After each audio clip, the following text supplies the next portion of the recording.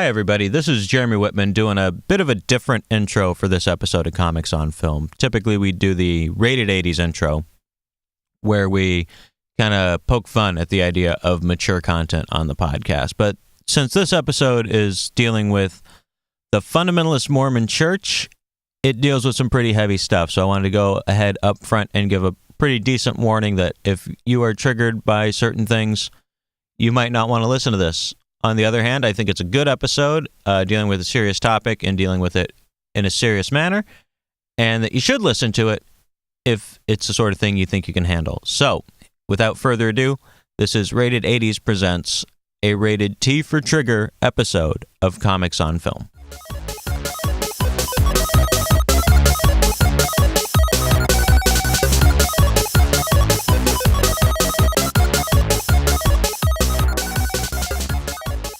Hello to you all and to the rest of you as well. Coming to you almost live from the hilltop of the gritty city, presented in glorious stereophonic 2.53 Mookie vision. It is Comics on Film, ladies and gentlemen. Welcome to our second official episode about the documentary, the Showtime documentary, Prophet's Prey. I am your host, Mr. Jeremy Whitman, and with me is Count Rusty. Of comedy. Count Rusty of comedy. Is that where we're going with? That's today. That is your prefix today. That was since Dr. you Rusty yesterday. to have a last name. Or not yesterday, last show. It was Dr. Rusty. Yeah, we're not doing these one a day. That's if we were in our 20s, perhaps. I'm too old to do it. My attention span wasn't that good in my 20s. To sit in a attic and talk. Yeah. No, it was a basement for me. Anyway. So, typically this is probably going to be a podcast that is kind of poking fun at movies or really enjoying movies and kind of has a bit of a glib tone to it, which this one definitely will, but we're going to be dealing with some hardcore topics today. This is a documentary about horrible criminals hiding behind a horrible religion. And it deals strongly with Mormonism, but not mainstream Mormonism. I don't want to make fun of mainstream Mormons. I'm perfectly fine with making fun of Mormons. Listen, these guys and the regular Mormons get confused a lot because it's a documentary about polygamous Mormons. Yeah. And fundamentalist Mormons. Fundamentalist Mormons who are not part of the mainstream Mormon church. Not at all. They're kind of extended universe Mormons. So I don't want to make fun of, because the mainstream Mormon church, the Church of Jesus Christ of Latter-day Saints, is no longer polygamous. They are basically normal people who wear magic underwear and who follow a religion that was invented by a con man. I don't want to make fun of them. Yeah. Mm. Do you think they're actually, they actually don't believe in polygamy? I know the church outruled it, but do you think they just have, ladies staying at their houses, not quite wives? In the mainstream Mormon church? Yeah. No, they will kick you to the curb. Oh, they will fire you from the church. That's one of the few ways to... It is illegal, so, yeah. Yeah. That's one of the few ways to get easily removed. Well, depending on how much of a Don Juan you are, I suppose. I couldn't... one wife has been enough for me, for sure. I don't know how I would talk someone else into marrying. I'll stick to 0. Circles we run in, maybe. Wouldn't be that hard. But... So Mormonism, obviously a religion started by Joseph Smith. Yep. A man who claimed he found a bunch of golden plates that disappeared. Which there right there is my biggest problem with Mormonism, because if you think about, if you're to take the Bible and everything, kind of, not literally, but if what discredited it from the get-go when I was 10 years old was... The Bible or Mormonism? Mormonism. Because at 10, I still believed in God. Mm-hmm. But I was like, hey, these Mormons don't make sense just because of the gold tablets. That's just not God's style. That's if you think about one of the things that doesn't make sense. Not God's style. Not God's style. No, because he wrote the important stone tablets. Exactly. Mm-hmm. This dude finds gold. Nah. No. That's just not his style. He's he's a dick. He burned, he's the whole... old school Bible, New or Old School Testament. We should cover a little bit of the history of the Mormon faith. So This individual is a known con man during his time, his youth, up in upstate New York. Claims to find these golden plates. They vanish somehow. Whatevs. There's a lot of how could you carry that much gold? It would weigh he's lying. It doesn't matter. Yeah. Or they're magic also. So maybe God may really like gold. You don't know. So if you're going to go ahead and believe he found the golden plates, you don't need to but they're weighted. So what? Magic, to of every animal about blah, blah, blah. Doesn't matter. You're invoking God. You get the because he's a wizard. kind of logical exception. So those disappear, and he gets a rock that he claims can show him how to write the New Testament. The Bible, the Next Generation, Star Trek Voyager version of... And so what he's doing is he's throwing this rock in a hat, in a special stone, and he looks in the hat, and the rock in the hat tells him what to write down, and he comes up from that rock with roughly half of the Book of Mormon before the woman who was transcribing it was like the wife of one of his friends or something, and she had all the copies of it. She's like, I think he's just making this stuff up. Yeah. And throws it away and goes, hey, if it was really God talking to you through a rock and a hat, you should be able to reproduce what you did verbatim. And he couldn't? No, he had to go home and think of a good... And I should say that I don't believe in magic of any sort, be it God, voodoo, or any kind of magic. I believe strongly that science can explain everything, and if it can't, it someday will be able to, or maybe not. But I don't ever invoke magic to solve any of my problems. Hopefully science will keep or any on. sort of religion. Yeah. So he has to go home and think, and he comes up with, well, God wanted you to do that because we're going to redo it from the beginning, and it's going to be different. And so he comes up with the Book of Mormon by doing it again. And just a take two. The Book of Mormon is basically a kind of thorough retelling of the Old Testament, garnished heavily with the phrase, it came to pass. Like a lot of the book starts with the phrase, it came, and then it came to pass, and it came to pass. And it's like a horrible fantasy movie. The only book I know of that has ever inspired Mark Twain to refer to something as chloroform in print. That's what he referred to.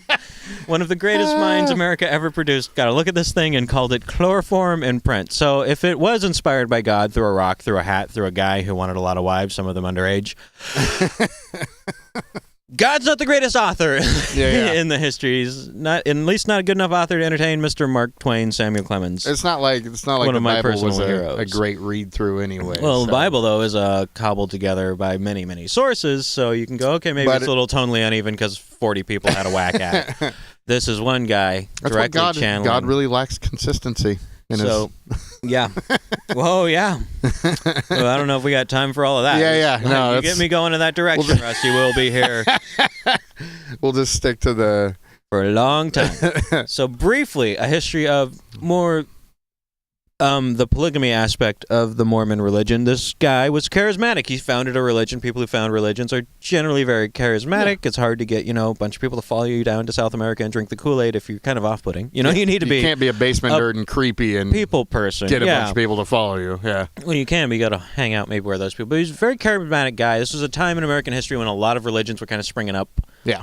Life of Brian kind of thing. And so he gets all his followers. They go to Missouri. They're like, this is Eden for us now, because there's all this stuff about Jesus walking the earth and black people are evil and all kinds of weird stuff in this religion. And do they say that God did it in the 3 days that he was like between crucifixion and resurrection? Wasn't that the thing? I don't know. Okay. I've only known a couple Mormons. I have an intense interest in this, but I'm not as well studied in it as I'd like to be. But so they go to Missouri, and I think they're bordering some other state, and the locals are not very happy with this new bunch of guys. And this is after he's already introduced polygamy into his deal. Because he says God told him that you should have a bunch of wives to go to heaven. I think, rolling the dice, that maybe this guy was just a sex maniac. Yeah, maybe he just wanted to screw a lot. Yeah. That's... Are you going to believe my podcast or the rock in the hat? It's up to you. Whatever you find more rational. I'm not here to change anyone's belief system. Yeah. Not at all. But he has done this, and he's also, for a period, this is a very interesting part of Mormon history to me. One of the reasons that it was so popular is because he's a founding tenet of his religion in one of the codes and covenants kind of things, because they have a separate document, kind of like other religions will have a separate document that's also like bylaws. Yeah. Like the Constitution is the Bible, and then we got these codes and covenants. That's the amendments. It's like the crazy so NFL rules. Yep. Lots of segments and yeah. At one point, he goes, God told me anyone in my religion can be a prophet. God will speak directly to you, and you can just make up new rules and add them to our wild D&D game. Everyone gets to be a dungeon master. Such a broad stroke of the brush. So that stroke also had to be undone, like his original Book of Mormon, because you can't have a rule where everyone gets to be God. But if you think about it, how you going to get people into a new religion? It's brilliant until... come on over if you want to make your new rules. Yeah. Make up some new rules. It's cool. You can eat fish on Fridays. But then people start going, well, God says we need to make lizard-powered skateboards. And like, no, I just wanted to be able to bang a lot of women. So strike that. God says, nope, mulligan. We're not doing that. He goes to this area in Missouri. They love it. They're weird. Everyone knows they're weird. They're polygamists. That really bothers the puritanical Christians of the time who in Missouri are everywhere to this day and were probably even stronger than they are now down there. So they arrest him. There's a big good story about it on the Wikipedia or in many books, how he was in jail. And the people were like, we're going to try him for treason against the U.S. government. I believe was a treason charge. Yeah, it was treason. They're like, the law is kind of annoying. Yeah. Let's storm the prison and murder him. And that's what they did. Yeah. They killed Joseph Smith. Shot him out of a window? Or was that just the... I think he was trying to escape, as you would when the mob comes for you. Yeah. In my experience, usually. Every time a mob has come after me. But it being a prison makes it difficult. Yeah. But it wasn't... Or a prison or a jail of some sort. Such a tight security. Away, like no bars on the windows or whatever. Yep, shot in the back. Falls out the window. Dead. So they decide maybe Missouri is not the place for our new polygamous religion. We're going to go to Utah, which at the time, not part of the United States, Mexico. So they set up, they call it Deseret. They set it up, and things are going good. They get to be all polygamy, all 24/7, marry a lot of wives. Until the United States government says, we're taking that, and all the good parts of Mexico, honestly. All of those. And that polygamy thing is not going to fly. I'm sure they hope to go there and just create a new fucking country or something. They wanted to, Yeah. The religions that pop up in America often tend to want to create their own country. Yeah. Like a Bond villain. Yeah. Or Texas. I'm going to push a new island out of the ocean and become my own state. Yes. Talking to you, Scientology. So, who was like chased out of several small European countries when they were first bouncing around on. But I have a fascination with bad, crazy science fiction religions, which Mormonism is the original science fiction religion of the United States. It's not too far removed from Scientology. Because here's the justification for polygamy in the Mormon thought. We will get to talking about a movie eventually, sooner or later, but we got to cover this groundwork. Passionate subject. We have to cover this interesting and. I will admit, maybe some of what I'm doing is oversimplification. Anyway, here is... Face the facts, everything we do is going to be oversimplification. I like to think that I do not oversimplify too much. You're very thorough. I am not. Yeah, I don't like to put things out there that I haven't kind of fact-checked to some extent. So... I don't mind Wiley saying U.S. government comes a-knocking. They say, you know what? This land is our land, and we're not going to have this with the multiple wives thing. Stop it, or we'll go to war with you. And they almost did. Yeah. And eventually they bullied him around. And Brigham Young, the new prophet of the church, the Mormon church, always has like a super pope at the top of it who gets to talk directly to God, not in a prayer type way, like can get advice from God. Yeah. Goes, okay, no more polygamy. We will do that. We stay here in Salt Lake City and expand to Provo and this and that. Yeah. The reason that the no more polygamy thing did not take with all the Mormons is because they did not follow their own rules. They game genied it. The polygamy thing was a revelation from God to Joseph Smith, if you go in for that sort of thing. That says you need at least 3 wives, and that is the highest level a man can attain, and that will make you part of the priesthood of the Mormon church. And then when you die... You get your own planet. You get your own planet on which you will be God. And have 3 wives who will still, I guess, because women have, as far as I can tell, no real status in the Mormon church except to make babies and churn butter. Yeah. By this, I do not know what they are getting out of this at all, except they get to live forever, and then you get a new planet, and... So if any Mormon happens to end up stumbling on this podcast, God help I'm him. sure we'll get some ex-Mormons on this one. Oh, yeah. If you want to better explain to me that and what is in it for women... go for it. But it's not like... But then you get to make your own... If there's any Mormon that ever laughs at Scientologists ever, I mean, Scientology doesn't even go that far with it. Like, you get your own fucking planet? I have no idea where the Xenu story ends, actually, with Scientology. Yeah. It might be, I don't know. It might be, and then you get a DeLorean at 88 miles an hour. I have no clue.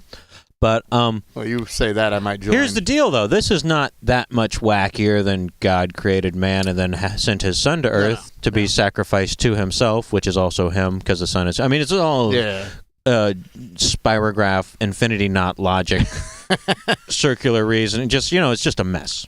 But so here's where we come to the movie. Yes. Is that... So... Brigham Young goes, all right, we're going to cash out our polygamous chips. But also, you guys run over there to Colorado. You guys run into Mexico. You guys run into Idaho. You guys are just... And be polygamous as long as you can anywhere where it's still legal. Yeah. Because he did not get a revelation from God. He just said, we're changing the rules. But he did not say that God said to change the rules. Yeah. But he goes, if you want to be in our church, though, unless you're grandfathered into the polygamy scheme, because that was a thing they did. Yeah. There was a grandfather clause, because Grandpa had 9 wives at the time, and some of them, his nieces, I don't know, the ins and outs of that. But, I mean, and we are not an Against Free Love podcast here at Comics on Film, by the way. Oh, I'm very pro The idea free love. of polygamy does not strike me as wrong if it's between consenting adults. Yeah. And you don't promise them any supernatural reward. And you don't just need the do label, it the old-fashioned way. You don't need the label of marriage. Just get in a room and start fucking everything. Yeah, just get a house. Three's company it, but with more put up sex. some like Hunter S. Thompson and Grateful Dead posters. Yeah. Drop some acid and get down to business. Or not even that. You could be perfectly functioning adults who just like having sex with a bunch of people. That's legit. Yeah, there's nothing wrong with it. There is something wrong with. Yeah, the downside is marrying 16-year-old girls and multiple amounts of them. Like. Well, or even consenting ones, technically, if those people have been brainwashed the whole time to just go with it. That's like... Polygamy is a good idea. Mormon polygamy apparently has jumped the shark. Their polygamy is as wrong as possible, and we are going to talk today about a documentary film that covers the dark side of Mormon faith. Fundamentalist. When it's fundamentalist Mormon faith, which in a strange way... if you know about Mormonism, and if you were to believe in Mormonism, would strike you as the more rational approach, because God says you can only be a priest. If you actually believe this, God says you can only be part of the priesthood if you have upwards of 3 wives. You have to do that to attain, the highest level of your soul so you can be a god. Yeah. And then they don't go, God says that was only up until like 82. Yeah. They just go, you know what? At 82, it's out. Well, did God say it? No. Well, if someone's speaking from authority, they don't say that for whatever reason. It gives them a wickedly convenient loophole for the fundamentalists to come in and go, no, we still believe in it. We're still going to do it. Well, because God didn't say it. Because it says you have to. Yeah. It's a weird thing. Yeah. And this movie deals with that, and we're going to deal with that, and we'll be back after this message. Yes. Take the time to listen. Take the time to care. If I know you understand me, then my mind is yours to share. Listen with your heart. Listen with your mind. When you really listen, love is what you find. Hi, Mom. Hi. Mom, why am I so dumb? The listening moment. When love says, nothing is more important right now than you. Listening, the beginning of understanding. When you really listen, love is what you find.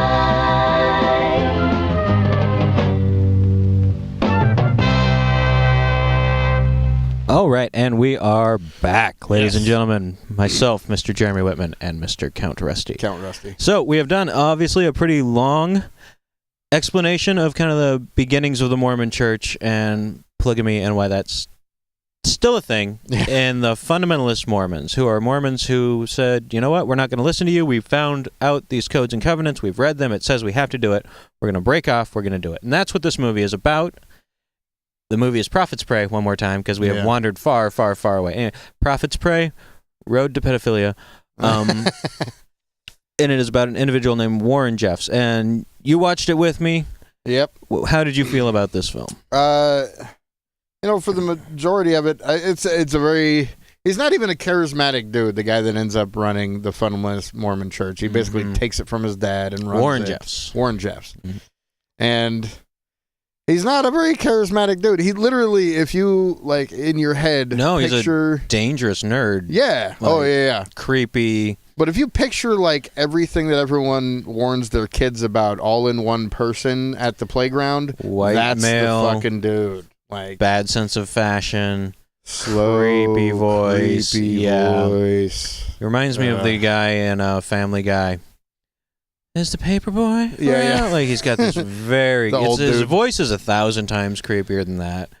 Yeah. I think what you're trying to say here is this film is very hard to watch. Yeah, extremely for a dad, especially. Like I have a 14-year-old daughter, and that's marrying age to these people. Yeah.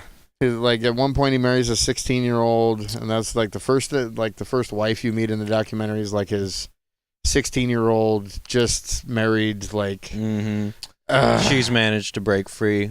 So this movie covers a very short history of the Mormon Church. We gave it a lot more time than the movie does, and a equally short history of Warren Jeffs' father, Mr. Rulon Jeffs, who ascended.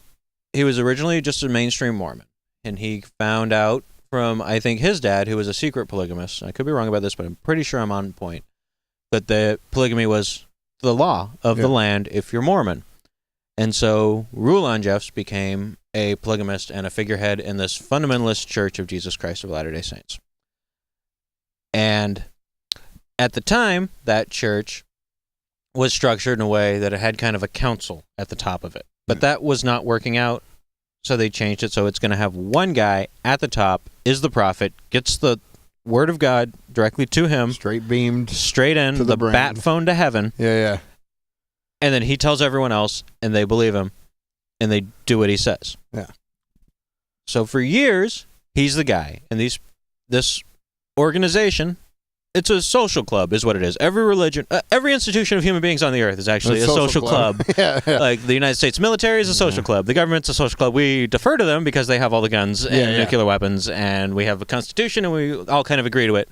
But it's a social club. Yeah. And so is every religion. The Catholic Church, Islam is a social club with different social clubs. It's a way to hang out with like-minded individuals. That's pretty much it. This one is also a business entity, and they own many companies, and also deep in business. A city that straddles two states. The initial idea when they decided to settle there was that if the heat gets too hot in one state, we'll hop over to the other state. Yeah, which their main road down that village or that whatever, that cult. Riding the state line or something like that? It's exactly like their main street. One side is Utah, the other one's Colorado, right? I think so, yeah. Utah and Colorado City, and then together they're called Sweetwater or something like that. Yeah.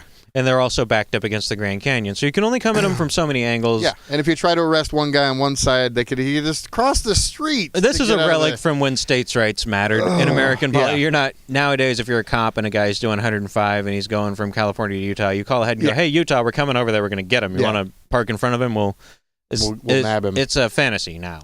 And we also have things like the Federal Bureau of Investigation, which covers interstate crime. Yeah. So they've actually just, at this point in their history, made themselves a target of one of our better law enforcement agencies, one of our stronger ones, one of the ones we've given more power to. So the Rulon Jeffs bought all the land. Rulon Jeffs, they have a trust, the FLDS Trust, which owns every piece of land in this city. Lets people live guesstimates at this point in their history about 10,000 members, but no one really knows. You don't really know.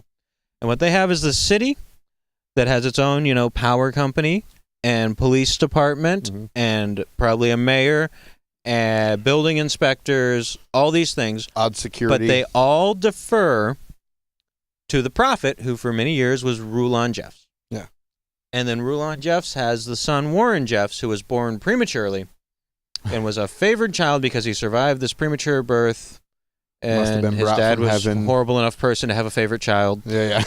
And so Rulon Jeffs is getting old. Warren Jeffs is the favored son. He knows that there might be a power struggle in the church because, like the mafia, when the Don dies, and these people are very much like a mafia. Yeah. If the mafia was 1,000 times worse. Business-wise to freaking... They're what you think of like an Eastern European, former Russian power mafia. I mean, they do things that are horrendous, and we will discuss that in a serious manner. So he knows his father's dying, knows he's got a good shot at taking the ring and becoming the new prophet for these folks.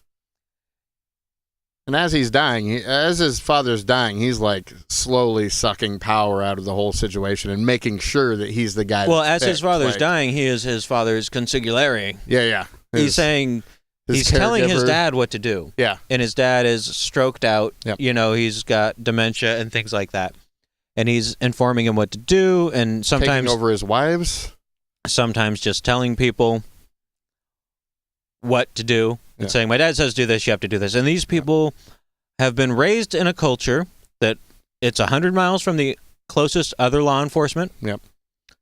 And the church has it's North Korea inside of America. Yeah. And if you watch the documentary, which if you should watch it, I don't want to in this. I don't want to recommend it, but I do because we're doing a whole podcast on it. I don't want to. I mean, it's good to know, I guess. But if you watch it, you'll see a guy driving down the street in this little town, and he's like filming outside of his car while he's being tailed by a security detail. Oh, they do not like outside. Oh no, hell no. And he's filming these kids that are playing, and it's the girls in the like long sleeve, like it's everything but a burqa. Like it's a Mormon burqa, or fundamentalist Mormon burqa per se. With the doilies around the neck. Underneath all that, also the spiritual long johns. Yeah, the magic undies. And they have a dress code. And it's as a dad, you're watching it, and you're just like, or me as a dad, you don't have kids, but no. I'm just like watching it, and just the idea that their kids have to wear exactly this one thing. That's the part with the whole they're thing. not allowed. There's so many weird things these folks believe. You're not allowed to show any more than the necessary flesh. So when you say burqa, you're about right. Even the men will button up to their top button and button down their sleeves in the summer in Utah over long johns. It's an amazing social experiment going on here. Yeah. Evil. Absolutely. As possible. And they just like poor fucking podunk people. Like, so, yes. You have Rulon Jeffs, leader of the church, slowly dying, his son consolidating power. There is a constant problem in this community, which would happen anywhere where you allowed just everyone to have a harem. Yeah. And not a voluntary harem. We should say that these are women or girls, and I don't mean young ladies. I mean girls, sometimes up to 12 years old, being married, not in a legal sense, but in a spiritual sense, by the prophet of the church to whoever he says they must marry. Yeah. He gets so to decide. His cronies, his political advantage is human trafficking of children. Yep. In one little town, or probably other places. It's a decent-sized town. You know, it's big. It's a large town. And they also have Mexico. They have some stuff going on in Mexico, and they also have some stuff going on in Canada, but there's been a schism, as always happens with religions of every sort, speciate. They don't necessarily believe in evolution, but boy, do they evolve, religions. And so, Warren Jeffs is seeing his opportunity, and he goes, Dad's not going to be around very long. I should be the next prophet. I'll take over as many of his duties as I can, consolidate as much power as I can, and I would like to marry all these women, but I can't tell them to marry me, then people would know. Yeah. I assume this is his thought process, however much of this he actually will consciously accept as being him and not the voice of God. And so he starts marrying his senile, dementia-riddled father to every girl he wants to marry in the future to get them out of circulation. Ends up with like, there's weird pictures of like this old guy with like 30 women. Above 50, women and girls. Babies, and there's these very weird, there's many of them could be his daughter. Yeah. So his son is marrying him to way too many women because he wants to get a hold of those women. And finally, his dad kicks off. There's a little talk in the movie about there's an issue because the one girl that one of the last wives that he married to his dad, that his dad got married to, ends up pregnant. I don't know the chronology of which wife, But there was a wife. He was obviously too old and just decrepit to have children. Well, they kind of insinuated. She has children, which, according to the film and the book the film is based off, were obviously the children of his son having sex before his father was dead with his dad's wife. So his stepmom or mom. I guess stepmom probably. His 16-year-old stepmom. Well, she may not have however been 16, old she was, whoever she was. Yeah. And so that was covered up in a weird way, too. So his father dies. There's mention in the film, not backed up by anything, that his father was killed. It also kind of says that, because his son is testifying, or his brother is testifying, and kind of says that we're not sure if he died of, you know what I mean? Well, his brother says that they fed him the wrong thing and that killed him. Yeah. Having read the book, there's nothing in there to say that. Oh, okay. And there's also nothing more than that one offhand comment in the movie. So you go, well... I didn't read the book, so... Yeah, well, it's called Comics on Film. I don't expect you to read the book. That's a good point. You know, funny story? I don't do the reading. Funny story. When I was a kid, I was raised in a very religious fashion. We won't get into all that, but I was not allowed to watch a lot of movies. Yeah. But I watched The Karate Kid. They let me watch The Karate Kid, and I loved it. They regretted it because I'd always try to karate my brother every chance I got. I'd try and karate him to death. And then I watched Karate Kid 2, which is much more intense. Much more intense Karate Kid 2. And for some reason, there was not any way that I was allowed to watch Karate Kid 3. Boom. All right. Yeah, that's how funny that was. Drop the mic. End of story. That wasn't even really a joke. They just decided arbitrarily, I think because my dad's a strange control freak, that nope, not Karate Kid 3. Because it was filmed in Japan? No, Karate Kid 3 is in America again. Part 2 is in Japan. I have this theory. There used to be a comedy show in Seattle. The guy who played the villain in Karate Kid 2 had a bar up in Seattle. There used to be a comedy show there. Really? Yeah. Oh, geez. He's a nice guy. He's really cool. Huh. Anyways. Yes. Could not watch Karate Kid 3. The cliffhanger, you know, when they froze Han Solo in carbonite at the end of Karate Kid 2. Like, how am I going to know the end of Karate Kid? The Karate Kid trilogy, which is obviously meant to be a trilogy, or what are there, 19 Karate Kid movies now? So I had to go to Safeway and buy the novelization of Karate Kid 3. Whoa, and I read the novelization of Karate Kid 3, which goes into a deep philosophical debate about the difference between hard karate and soft karate. And Daniel-san wins by employing soft karate against his hard karate opponent. You do know you're the only person that ever read that, right? Yeah. Okay, all right. I got a letter in the mail later from the guy who did the novelization. He's like, thank you. Thank you so much. I have a strong career ahead of me novelizing. I could buy a pack of ramen. I appreciate it, you little kid. Thank your fundamentalist dad as well. Oh, where were we about the Warren Jeffs? So his dad dies. Maybe he kills him with food. Who knows? Yes. I'm going to go with it. But he immediately becomes king of the mountain. Yeah. And convinces everyone that he's king of the mountain. Some people he bullies, some people he doesn't. Everyone he sees as a threat. Yeah. He goes, "You're fired." And that means, this is interesting, how much control this man, so they own this city. Every piece of land in it is owned by the FLDS Trust, which is connected to the church, which he is now the head of because his dad died. He convinced everyone that he's the head of the church. Yeah. When he says you're fired, that means, sir, you are fired. Hand over your wives and children and get the hell out of my town. Yeah, you're just...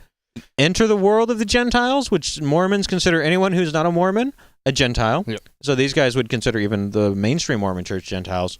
Go into that world which you're terrified of and which we have not let you have any contact with since you were born, except to go work construction or do whatever you need to do for the church. You're fired. Get out.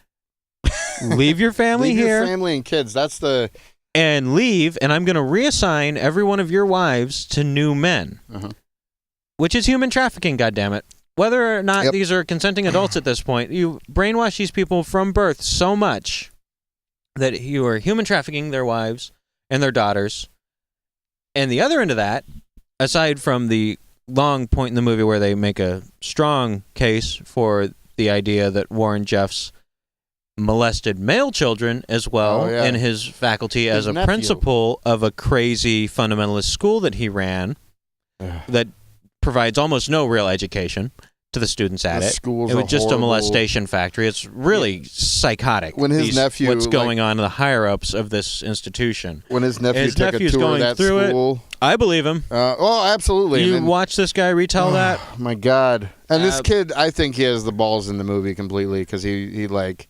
as a teenager was standing up to this dude that's been touching him and messing with him. And the entire school is made of wood paneling. Nothing ever comes good from a wood paneled room. I mean, the whole place. These folks a creepy bathroom who in a are born basement. into this religion are so thoroughly emotionally and physically abused growing up that most of them, even once they've left the religion, cannot bring themselves to leave the city because they're terrified of everything. And they go, well, maybe that person is wrong, but not the religion at all. It's a corruption of the religion or, just terrified. Yeah. Well, Warren Jeffs gets to that point, marries all his mothers, as many of them as he can, is now you're married to me and you're married to my father, also his ghost. So wacky-doo. What wacky? But yeah, he's the voice of God. We got to believe him. So they do. And fires all his opponents, kicks them out of town, reassigns their wives, takes the wives he wants, I suppose. Might as well. And now he's going to sit on the throne, like Prince Joffrey. Yep. Well, one of his constituents, one of the people in his church, and his wife go, we're probably not going to be assigned another wife, and you need 3. Yeah. You need a 3-pack of wives to ascend in their belief system to be the god of the planet thing in their afterlife. That flat out also leads to the fact that, like, if you're having too many boys, where do the boys go? Oh, we're going to get to that. Yeah. That's another horrible, horrible abuse of power. And we're only at we're just peering down the rabbit hole right now. Yeah. We haven't even walked into it. You're right. So one guy in town goes, they're not going to assign us a wife, and there's this girl I like, and let's talk about it with my wife, who also believes that we need 2 more wives so that we can go to the right heaven. And she's like, yeah, that's great. Let's write her a letter. So they write her a letter. And she goes, yeah, I love you guys too. And why don't you? I got a girlfriend, works at the coffee shop, probably not a coffee shop because Mormons don't drink coffee, but she has a girlfriend somewhere, and she'd be great, and then we have a 3-pack, we all get to go to the good heaven. They go, okay, let's write a letter to Warren Jeffs, who is a paranoid lunatic cunt asshole. He's the worst person. I hate him more than I hate Bill O'Reilly. That's saying a lot. Yeah, I hate him more than I hate Sean Hannity. I hate him more than I hate Glenn Beck, I say. Yeah. They're just trying to make a hookup without they even ask for consent, and he loses his shit and denies the thing, it. When religious people are rapists, consent is not something they are into. I'm just saying. Let's look at the Catholic Church. They're asking permission. Look at the Catholic Church. Yeah. Molest a boy, we'll move you around. We'll just give you a new job. Shuffle you off. Have consensual sex with a woman, you're out. You're out, preacher. You're done, father. You're no longer father. Consent really, really rattles people who need a really weird level of control, Cosby. And yet people that don't believe in God have the moral problems. We're the ones. Apparently, yeah. I mean, look at us drinking our seltzer, doing our podcast. I know. Condemning human trafficking and mafia-like activities. Yeah. So they go, all right, we found these 2 women. They're willing to be part of our Mormon family. Yeah. And then I can be a god of a planet. Is that cool with you? He's like, no, get out. You're fired. Leave your wife, leave your kids. Yep. Auto-tune the news. You're gone. Yep. And give me your kids, give me your wife. Yeah. There's a rapist, whatever. Kicks him out. It's one of the guys that was interviewed in it. Yeah. No. In the documentary. He's one of them. No, he's the guy who says he's trying to kick me out. Yeah. No, I'm not going to leave. I live here. It's my house. It's not his house, though, legally. Yeah. Because it's a house that he's built on their land. Yep. His wife also goes, no, we're not going to do it. Well, Sam Brower, a private investigator. The man. A Mormon. Yes. On his own account, normal Mormon. As normal as man can be with magic underwear somewhere in his closet. But a normal Mormon, a stand-up guy, by all accounts, who wrote the book, Prophets Pray, which is kind of a sequel, in my opinion, to the book Under the Banner of Heaven by John Krakauer, which is where I learned most of what I know about the Mormon Church. Is an amazing book by a guy who's written many, many, many amazing books. John Krakauer. So he goes, this is weird. He read about it in the paper or something. Goes over there. He's like, what's going on? How can they kick you out of your house? I'm a private investigator. The guy breaks it down for him. Yeah. It's like, well, we're trying to marry these underage women. And this guy wouldn't let us. This guy wouldn't let us. And I didn't want to move. He runs this whole creepy town that you're in. You got to pack. You got to get a U-Haul. I'm essentially from a foreign country that's landlocked inside of America that bears a strong resemblance to North Korea, and I think I'll never go to heaven because he's going to steal my children in America. I don't want to do it.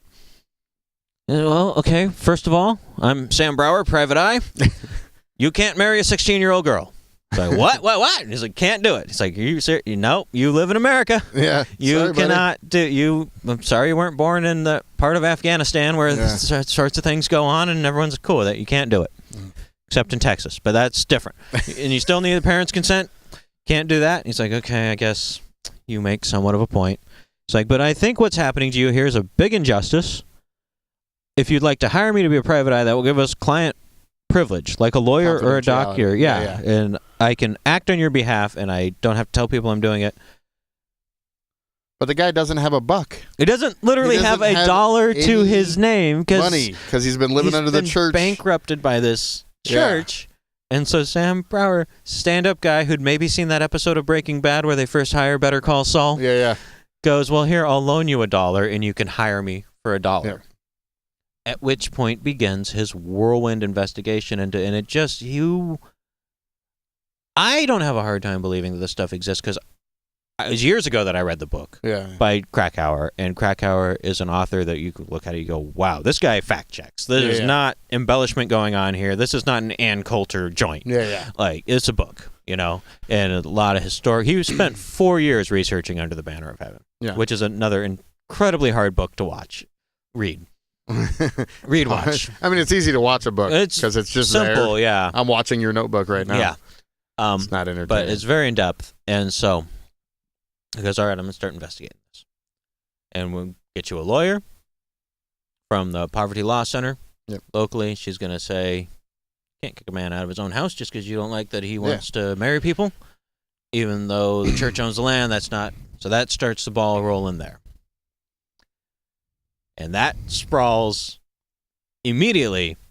And we're going more with the book now because while I think this is an impressive documentary work, I think for my taste, they kind of missed the mark on it because it does not have this narrative structure to tell you, because it should be, like his book, kind of a documentation of him going through and discovering all this about the Mormon church.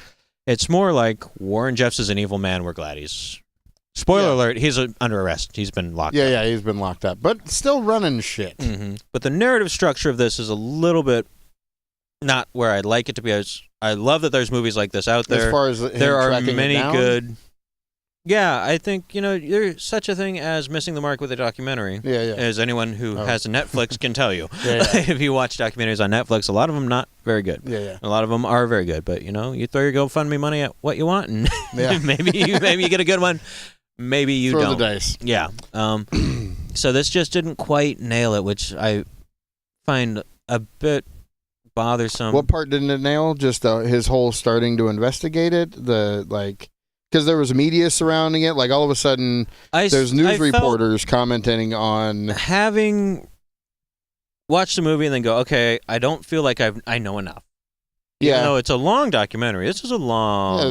hour almost, 52 or something like it. It's a pretty long one. I go, well, they've said things like they fed him the wrong food, now he's dead. That's just you wanting more information, but it gets the point across. I mean, it gets the broad point. I'm not saying this is a bad film by any means. I'm saying for me, it just I demand a lot in a documentary, and I want, so you're gonna make an accusation like, I feel like we fed him the wrong food to kill him.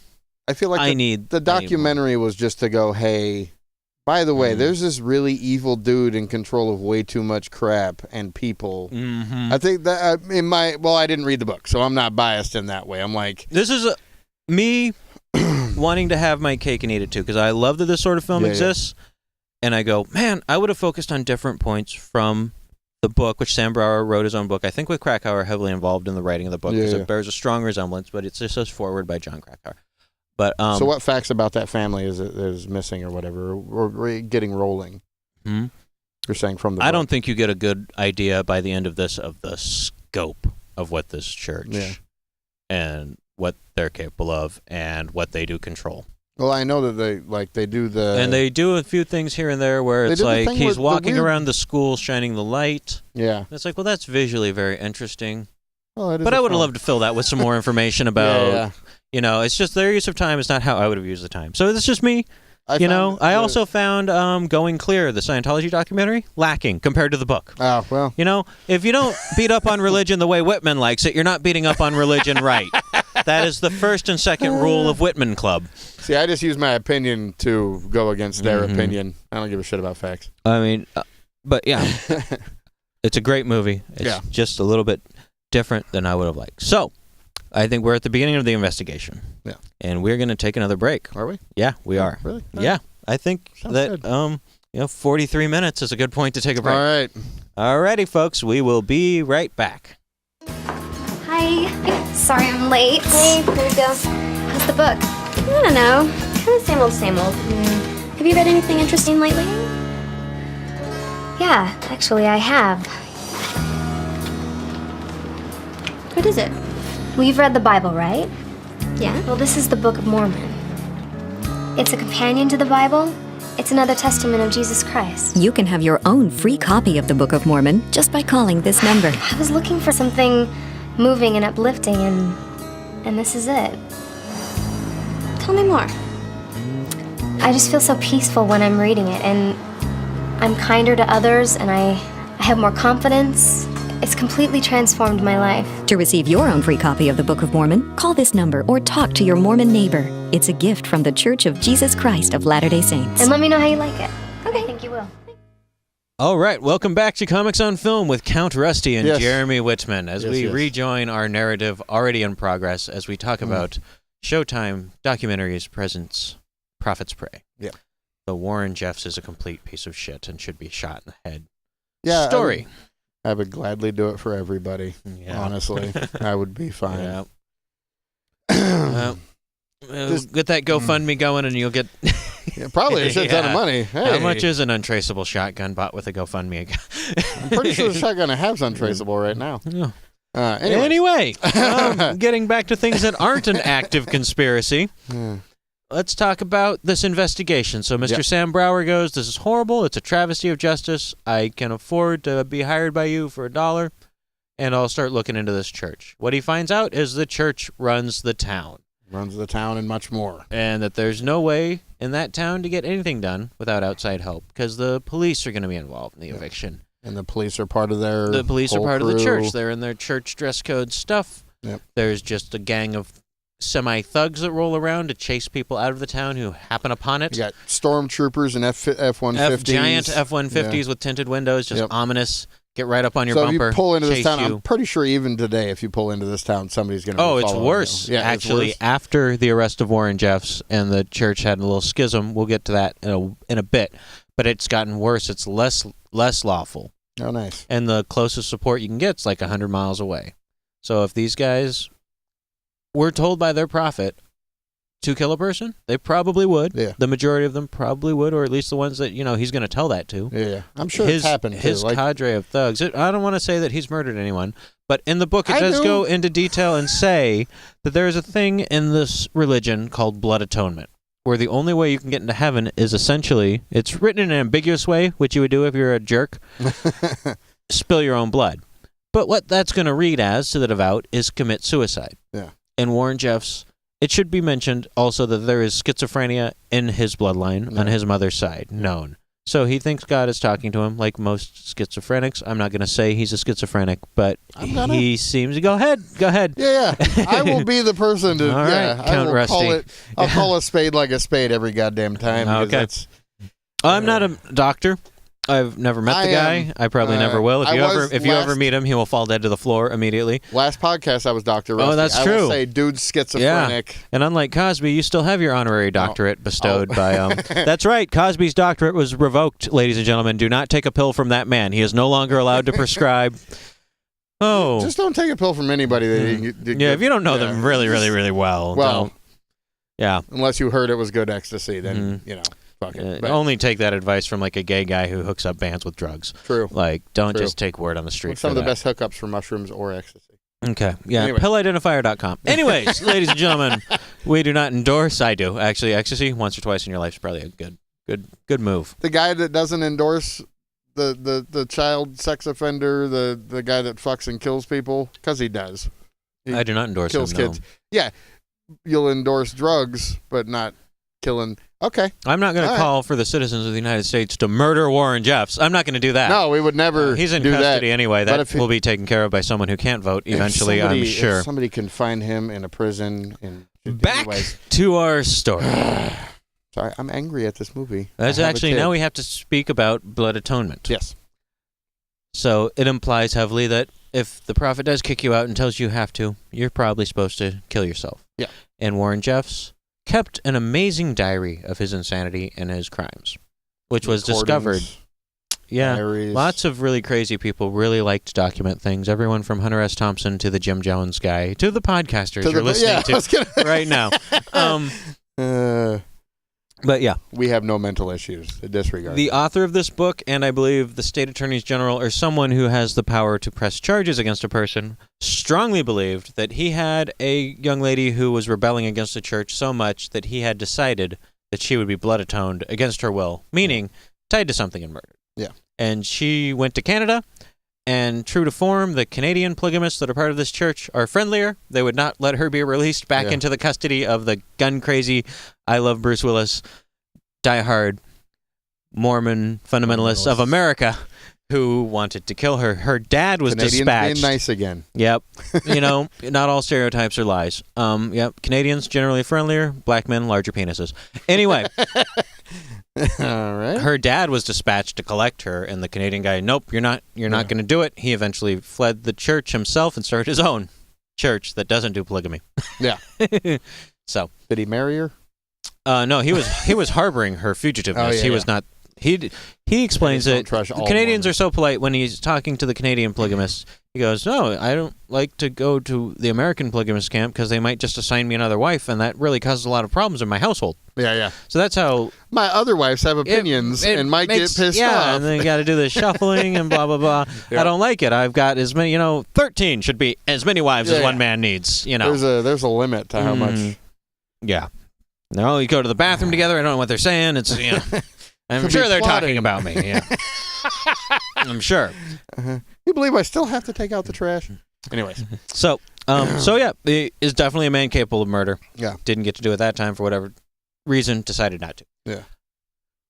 Brower gets hired for this dollar. He starts investigating, finds out all this crazy stuff, but he's getting to the point where he's like, I don't know how long I can do this, because this investigation ultimately took him 7 years before he wrote the book. And the book came out, I believe, a couple of years ago. So he's 7 years investigating. But luckily, and this is a really weird silver lining to anything, there were other people disenfranchised by the church who were hooked up with legal aid in whatever fashion, and that legal aid hired him. Yeah. Because he became basically the expert and a solid private investigator. This man is a private investigator, a bail bondsman, and a bounty hunter. And a Mormon. Superhero. And a Mormon. Yeah, he's like a Mormon action hero. Let me put on my magic underwear of justice. Longmire's coming to town, baby. Last Mormon action hero. Yeah. Just toss it all together. Yeah, when you pulled into the real world from the polygamist world, cars don't explode like they do, Arnold. So he gets a call from another lawyer person. She goes, I'm representing these young men we're calling the Lost Boys. And what this church does, it just can't be satisfied with just making slaves of the women and girls. It also has to keep a ratio so that everything works out by getting rid of about, 50% of births are going to be male, generally, unless something's going on with the water, radiation, or suicide, alien machine. Just grab them. They're like, they use them until they become a threat in some fashion. Like maybe a girl will have a crush on him or something. Yeah. And they go, well, he's not hooked up to the few 5 or 20 people here at the top of the church who we need. We got to get rid of him, load him into a vehicle, drive him X number of miles out of town, drop him off on the side of the road, tell him don't come back. If you call us, we'll hang up. If you write us, we won't read the letter, we'll burn it. Go away. Good luck in a world completely alien to you that we've been taught you from birth is the worst place ever. Suck it. And I strongly think that I told you when we were watching it, the guy that I knew, he was like a middle child of like 28 or some shit like that. I think his family was part of this. Because then all of a sudden he doesn't. I might have known this cat too. There's been a few comics that have been. He wasn't a comic. He was a dude there I was met one a while ago that was. I Well, this guy had a wasn't, few I know. moms in a polygamous scenario. I met him at the strip club. Yeah. Okay. Because if you're gonna, Well, leave he's a Mormon- assimilated. Yeah. He made it. Well, he's in the army and everything. But the Mm-hmm. weird thing is, he still ended up. It was still legit. Like he couldn't talk to his family, but he still sent money to him. Oh. Which is this weird. I think he might have been one of these dudes. Well, honestly, it's so. There's other fundamentalist Mormon sects also besides these guys, and they Okay, all get well, their own wackadoo prophets. It's still. I mean, he had like 7 moms or something. We believe this is the biggest one. I think Yeah. this is the biggest one. It probably is. It's got the most press, I guess. Well, it's gotten So- the most legal attention for sure. Yeah. So they just kick these kids out of town. Kick these kids out with just- basically no education, some construction skills, Yeah. no money, and tell them never come back. Yeah. And they go, hey, we think this is probably in some way illegal and wrong. Yeah. We're going to hire you, and you're going to do a lot of legwork. And he starts doing a lot of paper dropping and sending subpoenas for all these different civil cases they're going to file. He's going to file one for his buddy who has gotten kicked out of his house. You can't evict him. We're going to find a way that he either keeps the house or he gets to live in it for the rest of his life or whatever. We're going to take our legal action there. And he starts finding out he's an investigator. He has access to databases you can't have access to unless you're law enforcement or an investigator. Yeah. And he's digging around, and he's tenacious. He is finding out they own this company, they own that company. They killed all these astronauts that one time. Yeah, that's the weird thing in the movie. There was a guy in that town that's a Mormon, and he was so on the Challenger space station. There's these O-rings, which is exactly what brought Challenger was a ship. Yeah, It was a that's what I shuttle. said. You said space station. Space. All right, a spaceship. Mm-hmm. It was a spaceship that spectacularly exploded. Yeah, in, and I remember the watching 80s, it. right? Yeah, it was 84, 85. Yeah. I remember watching it live when I was just like a tyke. But these O-rings are what went bad, and there was this weird, like they alluded That was what to the it. finding was the O-rings. Yeah. Bad O-ring, something. That's what made it pop. Boom. Well, these O-rings were actually invented and like the guy that The company lives that there- made them is part of the FLDS Trust. Yeah. And they have several companies that have several government contracts. They not everyone is only given about a third grade education. Yeah. Some people in there are highly The educated lawyers, because they yeah, need yeah. them, and then if they don't have them within the church, they've got enough money from all these massive holdings Yeah. they have doing all sorts of things. So you go, well, first of all, they have free labor from the children because you can take your own kid to work and have him swing a hammer. So they have construction companies that can underbid just about any legitimate business hands down. because they're forcing their children to work sometimes 20-hour days Yeah. In the same for states, no pay. I'm pretty positive it was federally mandated that they can't do that with like inmates. Like you can't use inmates on your construction company to undercut people's It's been a bids. while since I've seen the Shawshank Redemption, and I'm pretty sure that lawyer, that movie is not a lawyer. No, I remember that as a plot point in the Shawshank Well, it Redemption. was, yeah, but it was he a was valid taking thing that was happening. kickbacks. Yeah, oh, yeah. I'm sure. Yeah, slave. Yeah. Hey, you know what? If you're not the slave economically, slavery is it's pretty good. That trickle down economics did not work pre-Civil War. I don't know why we think it works now. Anyway, Yeah, we're talking to you, Reagan. Yeah. Reagan's corpse. Reagan's people. I don't fucking. So they have this ability to underbid and make massive amounts of money that just gets funneled right back into this church. With kids they're about to throw away anyway. And he's digging all this up. He's finding all this stuff out. Yep.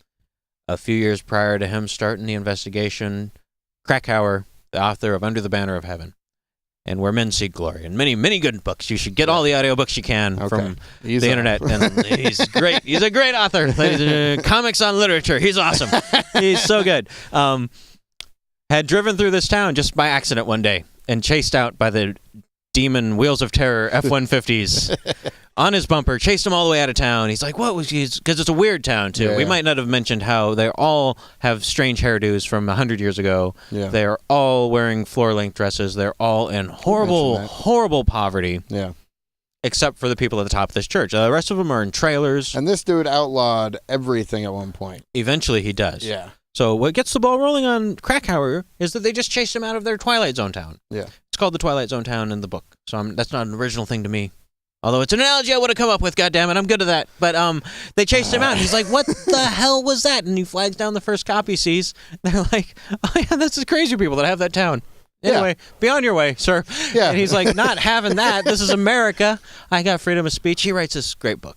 Yeah. And then this guy gets is into the book it. great? Mm-hmm. It is The so book's- good. Okay, You know, I I was just mentioned checking. that just John Krakauer. He climbed Mount Everest. He drilled a hole in it at the top and fucked it into submission and wrote an amazing book about that. So I'm probably not going to read it, but maybe you should if you're listening. And he goes into great detail there about he found out another way when they're not, using slave labor of their own children to make money.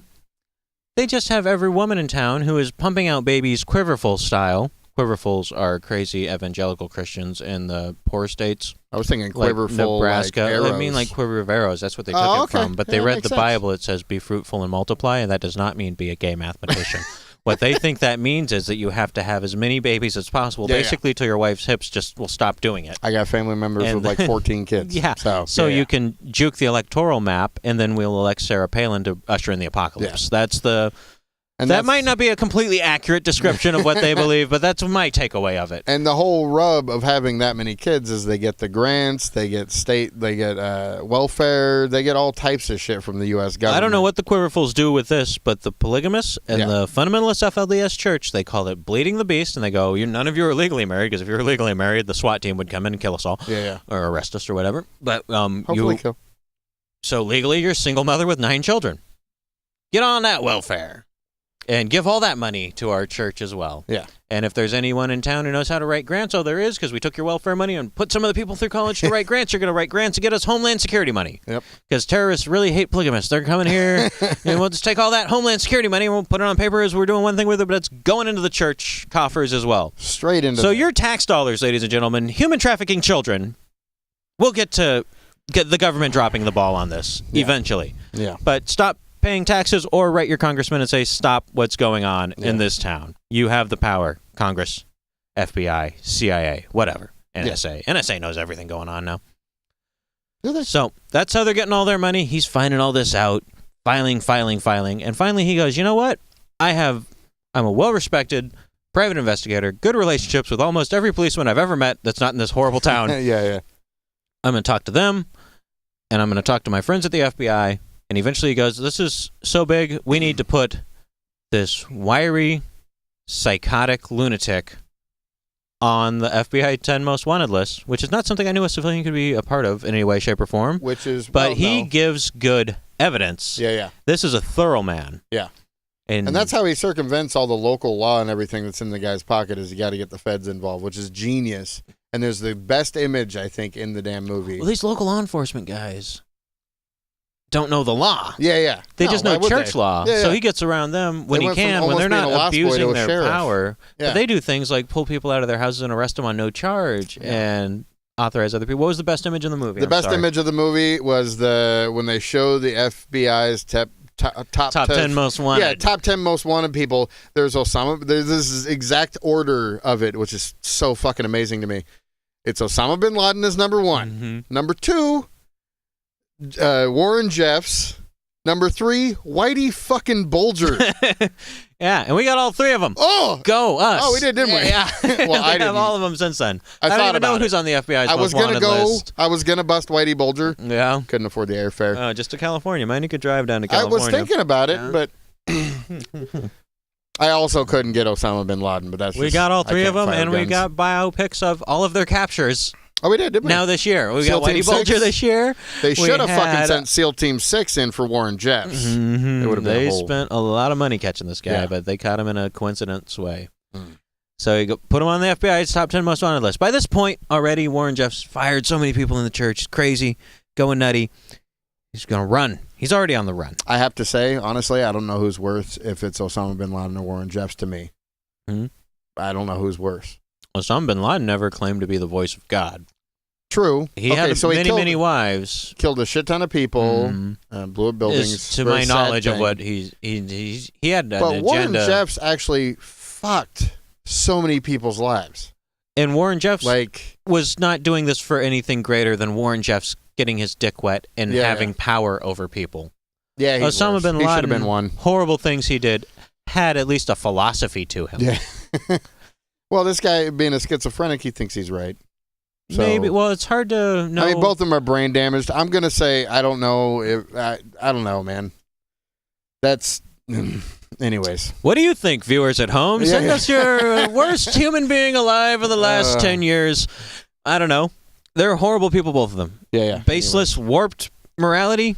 Strongly religious influence on both of their warped morality. I don't know anything about Bulger, if he is Catholic or what. Who cares? Who cares? He was Bad people. All around. all flat out just So they go, criminal. Fuck. FBI's top 10 most wanted. Yeah. Before that, he was just kind of like, it's getting kind of, I don't like it here anymore.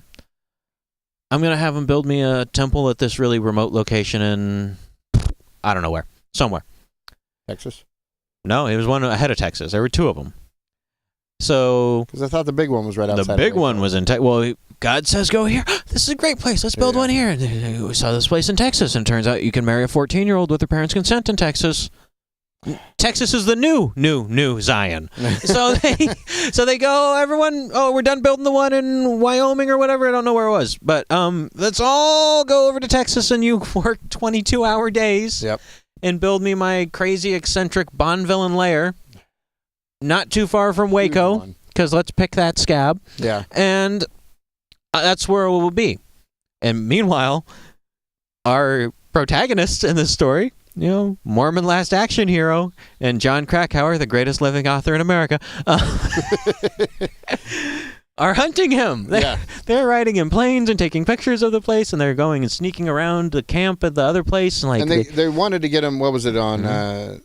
Because what did they actually, the FBI put him up there? Well, he's on they found the recording, list, right? and they know that they can do, FBI had not had this recording yet. No. Oh, okay. They know that there is a lot of actionable stuff, they and were trying to get him on RICO is or on something, the right? run. They have decided it is a RICO case, at least in the civil courts. Yeah. Because you can pull RICO, you can apparently sue people in a civil court in much the same way O.J. Simpson was sued for murder after he was acquitted by the criminal courts. All these cases that Brower is representing are in civil court for criminal actions. But he had to pull some major strings to get the FBI. Raping people and stuff. He's like, we're going to sue you in civil court for rape and tell the world that you are a criminal and a horrible human being. Plaster it everywhere.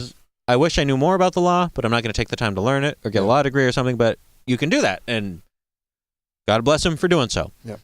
And so he's doing that, he's suing them this, that, abandoning the kids, and all this stuff, and they go, we're going to sue him, a racketeering thing. This is a criminal enterprise, nationwide, and it's actually more than nationwide because it extends into Canada, and they human traffic minors for the reasons of sex and marriage over state borders and international borders. Country border, Mexico's huge. There's a huge... they estimate this place's holdings to be $100 million. Yeah. Which makes it maybe the biggest criminal enterprise homegrown ever in the United States. I'm not sure exactly. It's up there. $100 million is a lot of money. And they don't have to get rid of it because, to all eyes, what they're doing is legal. It's not like the mafia where it's gambling and stuff like that. I mean, they're just building... They're still recognized as a religion, so they can go tax exempt with tons of shit, right? Yeah, once it gets to the church, you're sure, it's at that point, you're no longer paying. The construction is going to pay tax. But who cares because you're using slave labor and taking all their wages, So who cares? I mean, you're rich. But meanwhile, this whole town is living in abject poverty except for the upper echelon, the upper crust of this church. Church in air quotes. I consider it a cult. Technically, the distinction... It's a fucking cult. Technically, the distinction between a cult and a religion is the size. But I, as a layman, think of the distinction between a cult and a religion is if I think you're batshit crazy, you're in a cult. Yeah. And these people are, even the ones, you feel bad for them, the ones that have just been indoctrinated into this their whole life, but then at some point you gotta go, you're an adult. I don't know. You meet many, I mean, there's so many. Yeah. It's a blurry line. Yeah. Where is the line between religion and insanity? Somewhere in Utah extending into Texas. Yeah. So... They get him on the RICO, or they're trying to get him on the RICO. He's skipping, jumping across all these places. Yeah, I'm going to take my favorite wife with me. The last Mormon hero, he gets that cool picture from the airplane where it's like it's a bunch of people. Krakauer took that picture. Oh, Krakauer, the world's greatest author, one of the better photographers the planet has ever known. Is that the author guy? That's the author. Okay. He's up in a plane because local law enforcement's flying back and forth over this place because everywhere they're planting... Where they're going to build this big building, there's a footing that they're starting to make for this massive church. And he gets this picture, this really great picture, like there's an SUV behind it. And then a bunch of people surround one guy. Like it's this grainy, you can probably look it up. And it's this grainy footage, and there's one dude who's taller than fucking everybody, because this guy's like 6'6" or He's very some tall, shit. He's lanky. huge, lanky. Rape fucking, prevention glasses. Wearing, like really bad glasses. Very. So they catch him there, and they think they can get him. Mm-hmm. And that's how they end up invading that spot and finding all that shit, right? Because now they have probably... See, if this was a better right. film. The problem with the narrative in the film also is that he did build two places. Oh, okay. Kind of simultaneously, so it makes it hard to communicate. So he builds the one place, and that's, I believe, the place they flew over, and that was some sort of, we don't know what, but probably a consecration of that temple with his... This guy's was aiming for 100 wives. I don't think he quite got... And, some of them were consented, some of them were browbeaten into it, and told that you're married to me and my dead father. The one you mainly see in the some film of them, is it'll show her name and then it'll put number 63 and she's behind her name. One of the lucky few who has escaped that religion. Yeah, they came and got her. Well, she wanted out, and then she was bullied into staying because she's been so. And I'm using the term brainwashing here in the classical sense. Yeah. She thought that if she spoke to the police against this guy, she would go to hell, and also that if she said what was really going on, they're going to yank her completely out of that community. Yeah. Into a living hell, which is the rest of the earth outside of their small town straddling the two borders. Which you can see she kind of has a bit of shell shock still. Oh, when she's talking. She's never going to be... I mean, I've never met a normal person in my life, thank goodness. I think they would bore me. I've met people a lot more normal than me. They do often bore me. And then I've met some very crazy people. She's going to struggle with this till the end of her days. I would assume every single one of these people that had to realize that they've just been fed a line of crap their entire life for the purpose of human trafficking them and their family. So ignorance is bliss for probably the rest of, even the guys living in the horrible squalor of this town, the rundown trailers and stuff in the shadow of this criminal enterprise. It's an alien fucking world if you pop out of that. If you get sent out of that, it's so many of them that have left the religion stay there because they don't understand life on the outside. It's like people leave prison and commit suicide, you know what I mean? And by the way, some of the people kicked out of this religion did commit suicide. He bullied some people into suicide, which is interestingly not actionable unless you're a high school girl on Facebook talking to your ex-boyfriend. But times they are changing. Yeah. You're not going to be able to bully people into suicide and get away with it anymore. So all you psycho people who are doing that, get it while it's getting good. Do not bully people into suicide. We don't condone that shit. I'm not going to go with that one. Ecstasy, it's okay. Not making people do suicide. So he goes and they end up. So what did they get him on if it wasn't the picture? Well, he's on the run. He's having the thing in Texas built. Yeah. He's having the other thing built. He's on the FBI's top 10 most wanted list. The cop pulls him over. Yep. Just the way it kind of happens a lot of the time. Was it tail light? He's taking, nope. It's they had temporary plates in Washington State are just a sticker on the inside of your car window. Yeah. So it was legit. It was Colorado, so it was in the license plate holder. Yeah. And he was, as anyone who's ever driven without car insurance knows, very paranoid about being pulled over. Oh, yeah. So I've just driven without car insurance. This guy's on the FBI's top 10 most wanted list with, allegedly. Rusty allegedly doesn't have car insurance. So this guy, you don't have car insurance or working lights on the back of the car, everything. I don't want that $700 ticket or to go to prison for the rest of my life. They pull him over, and the cop, to his credit, somehow, this is in Vegas, right? Outside of Las Vegas. This guy had been doing a whirlwind tour of the Sodom and Gomorrah that is America, visiting strip clubs. Yes, with one of his wives and one of his spending money funneled into brothers? that church from your tax dollars and his human trafficking operation to go to strip clubs in Disneyland, to go get a tan at the beach in shorts, which is like a high sin, all the time going, well, God says I have to go to Showgirls, and I need to put $100 in her G-string of He's got church his money. favorite wife, his brother, and they get pulled over, and to the cops' credit, like they're kind of, they know this guy might be in the area. Yeah. They explain it, the cop explains it, he gets the information from the driver and everything, and then he sees Warren Jeffs in the back, not saying anything. Well, he does the classic move. He goes, okay, this guy's in the back of the car. He's really stressed out. Yeah. It's just a temporary plate, kind of obscured because they had it on the license plate holder, which is probably how you do it in Colorado as opposed to here. So all laminated and stuff. I should really fact check things like how a temporary license plate goes in a car in every different state. Yeah. But see him all skittish and nervous in the back seat. He's very nervous. He does the thing. And if you want to avoid arrest, don't talk to the police ever. Because he goes, okay, you're a driver, you come over here, 5 feet away, you stand right there. You're the passenger, you come over here, and you stay right there, and I'm going to talk to you. Oh, The okay. classic tactic for busting a 16-year-old kid with pot on him. Separate and get conquer. both their stories. Yep. Well, that story Nothing doesn't lines line up. up with that story, and his jugular is throbbing, and he's... And I love it because the cop literally just walks in and goes, "Are you Warren Jeffs?" The guy goes, yes. Yes. Yeah. He just fucking admits it. Boom, busted. Bam. And arrested. And that's going to take us into our Act 3 break, ladies and gentlemen. Should finish it up. Yeah, we're going to come back. We're going to polish off. A fifth? No. Oh, Sorry, I get we're stressed not out drinking listening at to all this. this No. episode. I This know. is, Unique. yeah. Well, it is 8 a.m. on a Tuesday morning. All right, we'll be back, ladies and gentlemen. All right. Share a little bit of yourself without even knowing. When you share a little bit of yourself, you'll find good feelings growing. Share something no one else can. Yourself. From the Church of Jesus Christ of Latter-day Saints, the Mormons. Welcome, Count Rusty, back Hey, good morning. to Comics on Film and Books and how great John Krakauer is as an author. Wait. He's an author? John Krakauer, Is that his name? greatest living American. Is he? Ah, yes. Only because Twain's dead. Welcome back, ladies and gentlemen, Yeah. to Comics on Film. Welcome back, welcome back, welcome back. We are at the point in the narrative where Warren Jeffs is in prison.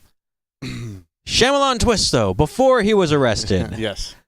his neighbors in Texas, due to the actions of both our protagonists, John Krakauer and also Sam Bauer, and CPS. also a new protagonist, local newspaper man down in Oh, Texas, yeah, who's that like, dude. who are these weirdos that dress funny moving in next door to us? Started investigating digging them in. and Digging Trying to into who figure it these out. guys are, and he goes, hey, town of mine, there's a wacky religious cult that's bought a huge portion of land here and is secretly building some weird temple. which is to me, he's a great dude in the documentary because you see him and he wants to sniff out bullshit, and his wife's as rad as him. Oh, yeah. He's just great. It's easy in stand-up comedy when you work the road to have kind of a bias against good old boys. Yeah. Which I love good old boys when they're good old boys, but not when they're the loudest, angriest hillbilly in Yeah, Mud yeah. Lake, Idaho, screaming about like the idea that black people are real people, or you know what I Yeah. mean? Like you get to kind of see sometimes you'll get a stretch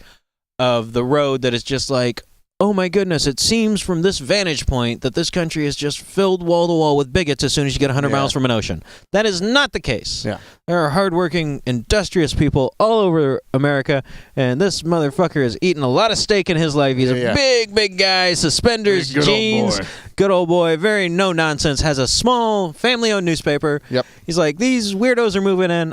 I'm not just going to sit on my hands. I'm going to find out what's going on here. And he gets to the bottom of it.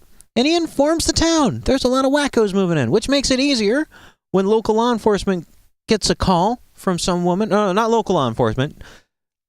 There's a call from someone who turns out to be a damaged person who was not actually at this location. Yeah. She calls and goes, I'm being held against my will, gives a very accurate account of what would be going on there, and they talk about it, all the parties involved. Okay, we think that there's a child being held against her will, sexually exploited in this thing. We think there's about 150 people in there. We're going to get a warrant. We're going to go in there. We're going to get this child out, see what's going on. Yep. Because you're looking for a human being. Going in for one, maybe 150 and fined. Just in terms of children on the ranch, Only. over 400. They'd been lying to the community. After the community found out who they were, they go, oh, yeah, there's about 150 of us here, maybe. Yeah. Hundreds of 450 children. Undocumented. Many of these children do not have birth certificates because Nothing. these people do not like the United States government to do anything more than leave them alone and give them free money. Yeah. So undocumented children, who's married to who, we don't know. Are you 13 and married and have a child? Meaning you've obviously had sex. Yeah. Hard to get to the bottom of because they're a very insular community. They do not trust the Gentiles. The Couldn't children figure will out not who's talk to whose. who. And they were very tactful. Well, usually on a warrant like this, you are going to take the battering ram to the door and storm it. Yeah, but But it's like this is in the shadow of the Waco tragedy. and it's really close, like physically, location-wise, really close to Waco. Religious so they were nut not- jobs in Texas, Yeah. children in play. Yeah. We think there's child abuse going on. Let's try and do this with no loss of human life, which the good Texas lawmen figured out how to do. Yep. And it goes into great detail in the book They go and they talk to him. They go, we got a warrant, and they're and let you into our ranch because you might find out we're having sex with children. Well, we're coming in, and we're going to slow play you so you don't go for the guns, which they had guns. They had tons of religious nuts often have guns. Yep. Jonestown, Waco, always have guns. And they had the guns, but they did it in a tactful enough way. And they go, you can't go in there. Well, we're going in there. We're going to pull these kids out. Who are you? Who's your parents? And can't find this girl because she's fictitious. Because someone made her up. Someone who is from a similar polygamous sect got wind of what was going on down there and just started making crank calls to the authorities, saying I'm being abused down here. And well, but it was enough to get the ball rolling. So that turned out we were fed bad information. We vetted it as best we could. And even though that information was bad, there is a lot of horrible, horrible stuff going on here. And the decision is made during this raid on the Texas property. We can't pin on any of these kids down. We don't know who they are. We don't know who's married to who, what's going on. Child Protective Services, boots on the ground, goes, pull them all. Pull them all. We're going to do DNA testing of all these kids and find out who their parents are, interview them, find out if they've been abused, blah, blah, blah. So that's that portion of the story. We're going to leave that there. And just like Pulp Fiction, we're going to jump around in time again to Mr. Warren Jeffs. He's been captured. In custody. And we're going to try him for being an accessory to rape or something along those lines because we know, and we have people willing to testify, which is very hard to cultivate a witness in this case or any source of information. And oftentimes they'd come up against, we have a young woman who would like to testify. She is snatched back out of our hands in some fashion, taken back, and we can't find her, or they've re-brainwashed her, threatened her enough, or her children enough, or moved her children out of her custody and somewhere else, and she will no longer testify. Good old mafioso tactics, right? Absolutely. Well, they've got the person who's going to do it. I am remiss in that I do not know her name. But on trial, he married me to this man. This man then had sex with me against my will while I was underage. Accessory to rape, carries up to a life sentence in Utah.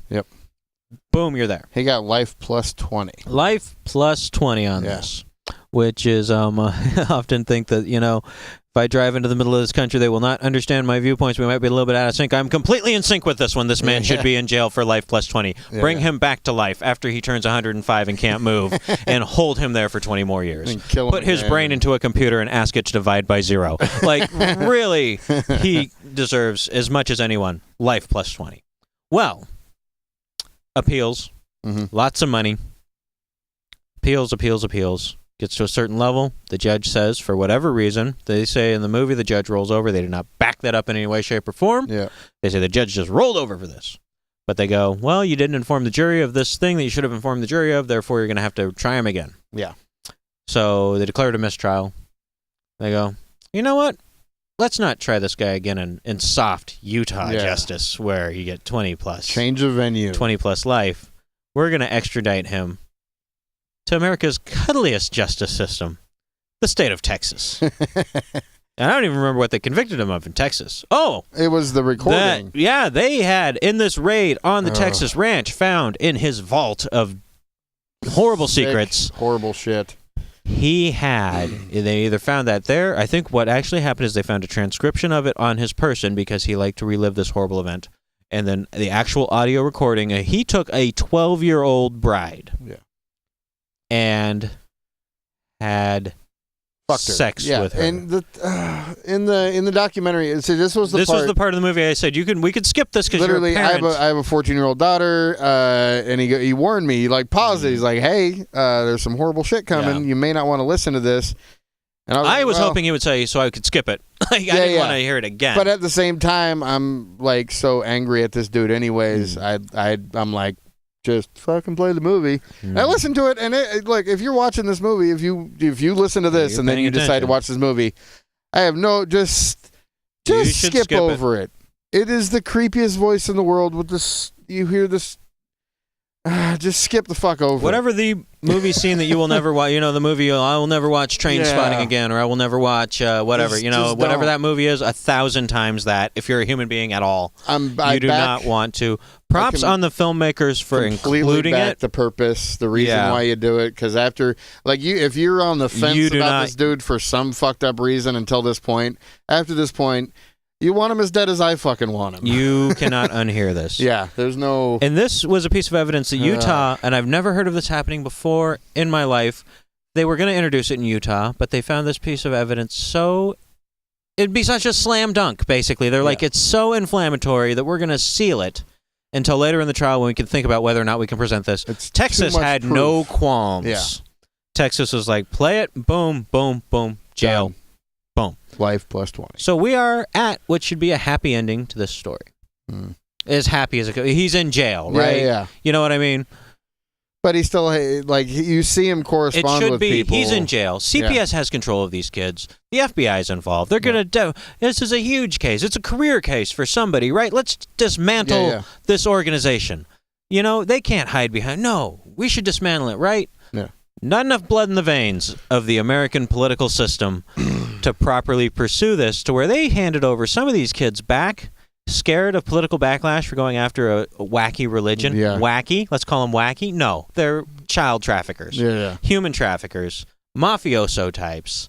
We do not have enough blood in our veins for this. Just as many of them as we can give back, just give them back, and they're still in Texas. They're still there. At that ranch. Some of them now grown-ups, probably in the cycle of abuse at the other end of it or in some other part of it. Still moving their pieces around. Warren Jeffs still gets information Warren out of Jeffs is the de facto leader of this organization, even though he at one point decided he wasn't, and that God had told him he was no longer the prophet. And then retcon of the retcon, you're the prophet again. Yeah. And that's caused all sorts of schisms and stuff like that. And his brother's running it now, right? His brother was... Oh, well, one of his brothers, he's got so many brothers. These people come from huge for these people. One of his brothers defected to South Korea. He just left the church. Same difference. He defected. The democracy. And is talking to the commentator. But then his other brother is the guy that's in charge. His another brother is like a right-hand man. Well, he's Mormon, there's so been he probably power has like struggles, 90 brothers. there's been schisms, there's been all sorts of things. But he's in a Texas for-profit prison, which we don't have enough time to actually talk about why a for-profit prison is a stupid idea and the government should wash its own goddamn laundry. A for-profit prison where he can go buy a calling card at the commissary and has a phone in his cell, and therefore he is John Gotti with a phone in his cell, except what he's doing is protected in this weird way that you can human traffic in America under the guise of religion. And it can't be stopped. I mean, certain things he's doing are highly illegal. Yeah. But other things, you go, I want my kid to follow me to work every day. He doesn't have to go to school. I'll homeschool him, and he'll help me on a construction site, and that way we underbid. Well, it's this weird perversion of the spirit of the First Amendment. Never had this in mind, you know. But we can get around it that way. But you know how you would stop that? You would go through with the RICO case. From the Washington, D.C. side. And you'd go, you know what? Didn't. These holdings, you're losing them. You're losing these companies. Or, we'll find someone who puts O-rings in a space shuttle that doesn't blow up. And there's a straight line to it. It's not like... It's a racketeering case. It's a career case, but they're... Sitting back, not really... It's disgraceful. Yeah. That we're so scared of, we don't want to be seen as abusive, and we have such contempt for the American people that we don't think that they can comprehend that these people are child rapists. That's what it makes me feel like they didn't, that the regular Mormon church still has something to do with, like, because I have a hard time believing that this is where I get conspiracy theory, I guess, because I have a hard time believing that this separate sect can still pull all the strings and not get busted with the RICO and still be... They weren't pulling strings, I don't think. I think somebody looks at it on a spreadsheet and goes, well, we're going to have to find a different supplier for this thing that has a lot of government contracts and pain in my butt. And people are going to look at me. Like it's too much of a hassle? It's too much of a hassle. And people are going to look at me like I'm oppressing religion, and I don't want to have to sit down and give an interview on 2020 or 60 Minutes and explain in grave detail this, and I'll be associated with that. Though. It's politically convenient to just, we got the head guy locked up, so they're probably not still marrying off girls to men in their 60s or 70s. We got the figurehead, I'm sure. Yeah, it's like, get Osama bin Laden. I'm sure Al-Qaeda will be done, right? That worked out. Yeah. Fucking dipshits. Yeah, well, we're still at least going after Al-Qaeda. Yeah, that's a good point. Like, no, they're done. Don't worry about them. They're fine. These guys are still a $100 million company and still push shit around. And I should say I don't hate religion. You love to hate religion. I do not hate religious people. Let me put it that way. The idea of religion. Here's my thing. Okay, this guy believes in a very specific religion. Yes. A religious belief, or any belief, but a God belief, is only as dangerous as it is specific. If someone goes, I believe in a foo-foo, like a person who throws rainbows around sometimes, and I have nothing, that's, if that helps you get through your day, I'm all for it. You could tell me about it, and I'll go, that's cute. Yeah. I don't mind it. But if you go, I believe in a God who thinks I should tie a homosexual to the back of my truck and drive him down a gravel road till his skin's gone, well, fuck you. Yeah. You know what? You've gone a little too far. Or way too far. So as it gets more specific, it gets more dangerous. And I don't hate religious people. If that's the thing that helps you process this weird experience we call life, that's fine. That's weird because But if you're a bully or a horrible person and you want to couch it in this, or you're just insane, I hate that we as a society have decided it's a good thing to believe nonsense. Yeah. And then it makes it hard to go after a person like this or an institution like this. There's still people that believe the earth is flat, which is amazing to me, and you can't shake them enough to get that thought out of their head. They're going to think they're right no matter what. And that is a huge, no, it's fucking not. It's there's evidence. Complete amount, but they just roll with it. You whatever. Argue with people on the internet. Have your YouTube channel. That's fine. You think the Earth is flat, but if I think the Earth is flat, and therefore I should marry a 12-year-old girl. I'm a 65-year-old man. Yeah. Eat me. No. No, you should be in prison. You should be dead. We have societal norms, and you are violating them, and you are taking away the innocence of a human being. It's hard not to just get. I just get shots of adrenaline. When I think about it, I just get so fucking angry. I want to kill things. Just being a dad and going, no, you. And not only did they stop all this, we're going to look at these companies, this Sam Brower sunk 7 years of his life finding out what corporation owns this, what corporation owns that, and how they're tied into this FLDS thing. And we're not going to do it. Words come down from on high in an ambiguous way. We don't know who. Yeah. Do not look behind the curtain. Yeah. Barack Obama says, leave the... No, I'm kidding. Somebody up there goes... Not sure it was him. Somebody goes, that, and then it goes down, and then everyone stop your prosecutions. We're not serving any more warrants. Not only that, but the many other cases they could bring against Warren Jeffs.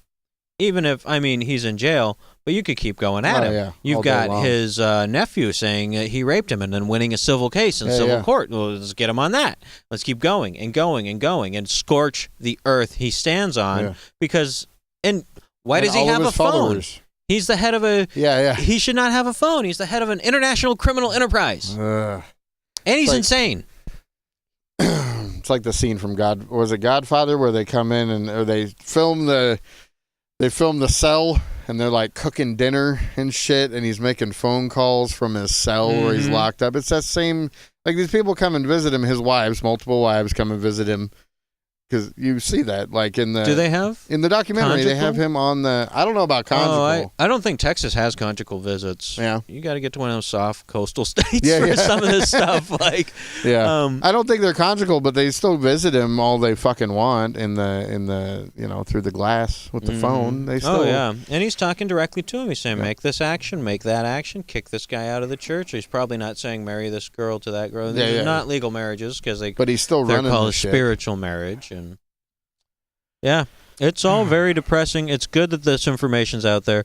My view on this movie would obviously be I would have focused on a bit different things. I don't think they focused hard enough on the points that I'm making right now, which is kind of prideful. But and also Showtime's probably treading interesting ground here, and the filmmaker, and there's probably going legal. What does legal have to say about should we call for the breakup of this? Blah blah blah. Blah. Yeah, and you don't want it to be too preachy, It's a good documentary. I didn't read the book, so I like the documentary and the way that they presented everything. I mean, the idea was to build this guy up to be evil, which wasn't hard. No, it's not. And explained it all pretty succinctly. If you're a dude that just doesn't know anything about this guy and you watch this, it's basically like watching a Jim Jones documentary, except Jim Jones lived and he's still hanging out. You know what I mean? Jim Jones?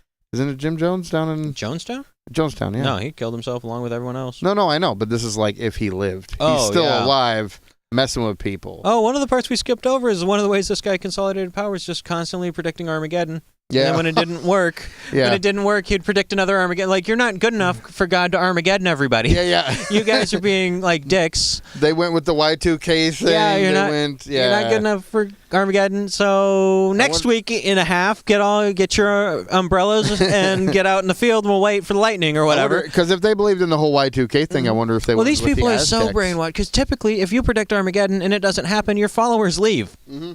Not these guys. He's just like, you suck. Yeah, that one God time. says you suck, and he's not. You dicks. You ban all the. And then he bans more things. He bans television and toys. Toys.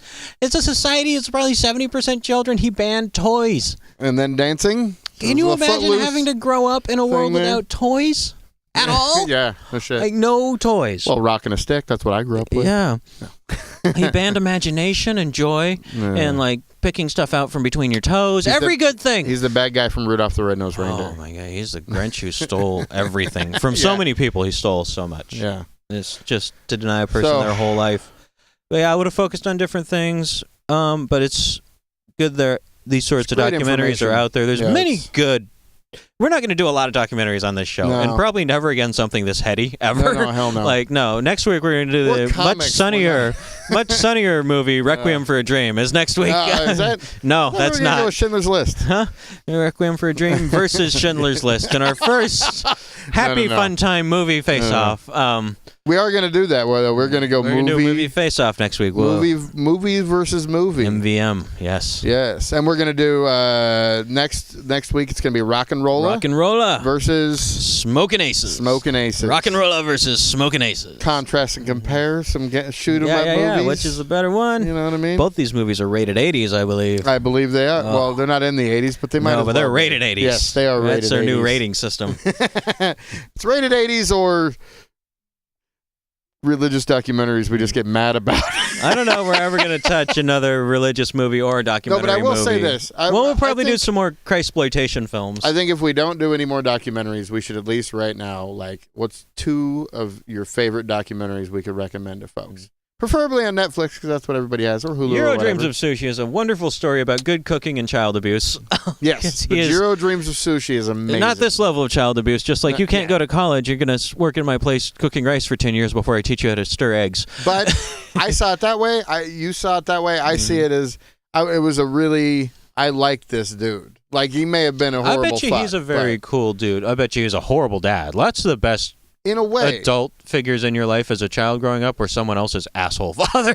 He wasn't lovey-dovey dad, but I think there's still a part he explains it in this is what he does. This is a movie about a man making sushi, by the way. It is. And we're like, it's about child abuse, but it's not really. It's about it's man's about a guy making sushi, soul obsession. The best sushi in the world, and how you get into his brain. I love this movie. I love that movie. Well, it is an interesting, someone is very, very driven. Yeah. It's like sushi killed his parents, like Bruce Wayne. Yeah. He used to spend my whole life. Look, if me and you had half the drive this dude does, we would have HBO specials up the wazoo. Because that guy is there's nothing stopping him. Oh, no. All right, number 2. What do you got? I wanted to actually take a moment and talk about religious documentaries I think do nail it.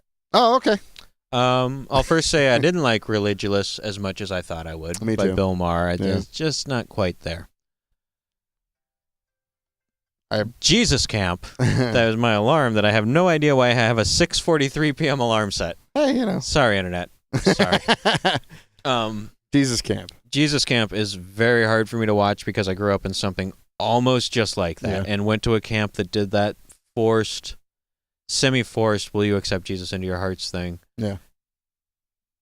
But it's a great movie. It is an amazing movie, and it doesn't go out of its way to call these people horrible. This is my thing about this movie. This is why, because I'm a docu-nut. I love documentaries. I watch them incessantly.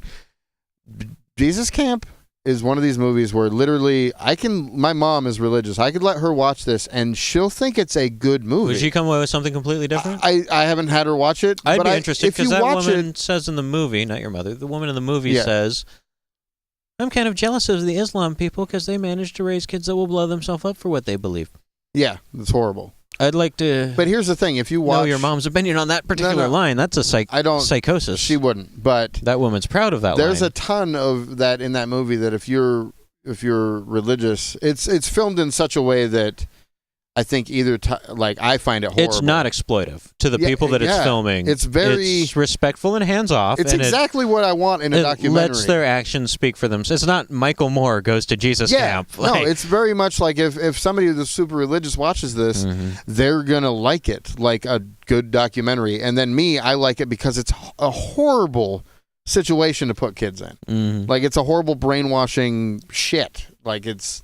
Let's qualify that and say you like it because it opens your eyes to what goes on, and not because it's horrible. But well, I grew up religious in that type of shit. I like that kind of movie because it exposes that to anyone who's willing to. You don't have to be raised in it to understand it or have a version of understanding. Or you cannot understand that unless you were raised in it, obviously. Yeah, but it allows a glimpse into something that is very hidden. Yeah, hidden, and we should be aware of. Yeah. So what's your favorite documentary? I like Jiro Dreams of Sushi. That was up there. That's a good one. There's another good one on Netflix right now. If you're listening to this anytime near when we post it, there's one about General Tso's chicken. General Tso's chicken. That's pretty good. It was a mystery we all thought couldn't be solved, but they solve it. Oh, imagine that. It's so great. I watched like half of that. I got to finish that one. I really. The documentary that I just watched, actually, Fed Up. It's about sugar and how it, it's a dietary thing. I'm a fat fuck, so not that I don't do a lot of diets. I never have worried about my weight, but my back's going out. It's been 35 years of overweight. Gets to you eventually. So I watched this documentary, and it's kind of it kind of gives you the facts of why sugar's horribly bad for you, not just the normal stuff. But Does it also explain how freaking hard it is in this country to avoid sugar? Yeah, absolutely. It's so amazingly hard. Just eat coffee and rice. That's all. It's pretty much. If you can find the rice without sugar in it, you're winning in America. Doing it, fucking, not to call out another podcast, but Kevin Smith, the Smodcast, I listened to that, and that's where he lost a shit ton of weight. He's a fat man on Batman. There are other podcasts? No. Okay. There's no other podcast. Thank goodness. I found it on my own on Netflix. But it's a good documentary. That one was good. I don't know if it's one of my favorites, though. I'm trying to think of my favorite now. There's always, the Netflix thing, like, you find something, you're like, I wish it was so much better. But then there's some good ones. Like, Muscle Schultz. The Muscle Schultz documentary, the musician, the guitar player, Muscle Schultz. It's called Muscle Schultz on Netflix. Watch it. It's amazing. It's just the dude's life. I tried to watch a band called Death. I did not enjoy. I fucking love that one. Oh, yeah? Never mind. Maybe I didn't give it enough time. Maybe a band called Death. That is my favorite. Yeah. That is. Well, I'm a punk. I love punk music, so it's so many good documentaries. I loved Indie Game. Indie Games. Anything. Indie Game is great. Yeah. Oh, that's also very hands off. They let one King guy. Of Kong. Oh yeah, King of Kong is so awesome. Again, well, that one there's a lot of drama. If you get online, like, were they making a narrative? Like, I don't know. It's a mystery to me. It doesn't matter. They're all a little wonky. These folks. Everyone's wonky, but they're wonky in a very interesting way. Oh. Plus, you get to. And it's a homegrown Redmond, Washington. King Kong world champion. I'm sure most people that have seen it, like, you have to go see Donkey Kong, not King Kong. King of Kong. Nintendo got sued at one point because they said it was a Donkey Kong was a King Kong copyright infringement. Oh, really? Yeah. They actually came out and said it? Whoever owned it, Warner Brothers or whatever, sued them and said, you're ripping off our copyright. And we want you to give us X number of dollars from this game because Donkey Kong was huge when it came out. It was a massive game. Oh, I remember it. And whoever the Nintendo of America guy in the room goes, I see what you're saying, but I'm not going to buy the goddamn Brooklyn Bridge. You need to prove to me you own King Kong before this goes any further. And they ended up, I think ultimately it was in question who owned King Kong. Yeah. And they also found it not infringing, which is great to think of Nintendo as the underdog. Before all the anti-competitive stuff they did in the 80s and later 80s when they really went technically right crazy. Now in the console race. Oh, they're way down, but they were a vicious company at one point. You think that Euro Dreams of Sushi guy has singularly driven. Boy, did they drive a lot of people. But they gave me my childhood, so I will let them go with it. Yeah. You can be tyrannical, just don't fuck kids. Just keep it in the business sphere. Yeah, exactly. Don't human traffic people. Don't use child labor. And it's sad how many laughs we've gotten out of this movie. I hated this movie so much. Well, I don't think we've been in any way endorsing anything that is wrong. Yeah. and patently wrong. And we do kind of have, as comedians, the MASH television series way of looking at things. We're like, you know what? I have to make a joke sometimes because otherwise I'm just screaming. Fucking uncomfortable. Yeah. Yeah. So I'll just make everyone else uncomfortable. But I hope we've enlightened some people. Rate your congressman, or if you got, if this is something that matters to you, get involved and say, hey, try to stop it. Let's stop this. And we'll put in the show notes where you can send money for that. And there's a lot of people we didn't have time to touch on between these two pieces of media that cover this organization and the fallout from this organization, like the Lost Boys and the other people. There are organizations out there that do work to help these people reclaim what's left of their lives. And their kids. They're kids screwed over by a tyrannical dude. And I just want to punch him in his fucking... I want him... This is my finishing move on this whole thing is I wish a guard at the fucking jail would in the prison, please accidentally slide him into Gen Pop and shout Chimo or something just so he gets stabbed a lot. Here's an interesting thing about me. I understand what you're saying. You want stabby. Yeah. I'm all for stabbing bad people. Yeah. Like I think it's really a shame that we don't have people in there right now stabbing ISIS. Yeah. Like ISIS, they're the most horrible people. Also, they're really bad people, and they're like, well, we don't have enough political will right now to get boots on the ground. And then people are like, what are you going to do? Drop bombs on them? I'm like, no, stab them. Yeah. Send in our stabby squad of Stabby McStabbersons and drop them out of prison. It's not like he's going to get shot. He's going to get stabbed. Mm-hmm. I think those people should be stabbed because they are actively ruining people's lives, murdering people, doing all the same sorts of things we're talking about here. But they're not in prison in America. This guy should have his phone line cut and be kept alive for 1,000 years in a box, in my opinion. I don't believe in an afterlife or a hell, so I know you. He should how about castrated? Can we meet in the middle ground of castrated? How about castrated and raped by everyone in the prison all the time? Just keep him alive, sure. Stab him a little bit. You're asking me at the end of this podcast to endorse rape. I'm not asking you to endorse it. I'm endorsing it myself in this instance. Just all day, stab you a little bit all the time, and just sorry, you fuck a kid. I think the worst thing that can happen to a person like this is that he understands that he is wrong in the pain he has caused. He won't. I don't know that that's possible with our current technology to upload that into his brain. No, it's not. Yeah, it's not possible because of his fucking Certain brain. laws also will not allow us to do things like Clockwork Orange him. But tape his eyeballs open and... A guy can hope. But, yeah. I hope he lives a long, long, long, sad existence. Yeah. And with his phone line cut. Poster child. Yeah, no phone line. Why visitors? No conjugal visits. Yep. No random alarms. All right. So next week. Next week, we're going to be a bit more cheerful. We will be a lot more fun. It's going to be a lot of murder involved, but it's whimsical. Yeah. It's blood. It's the happy fun. We're going to double down because we missed a week, actually, because there was an unfortunate tragedy in the Seattle-Tacoma comedy community. Yeah. And so we missed a week because we were sad.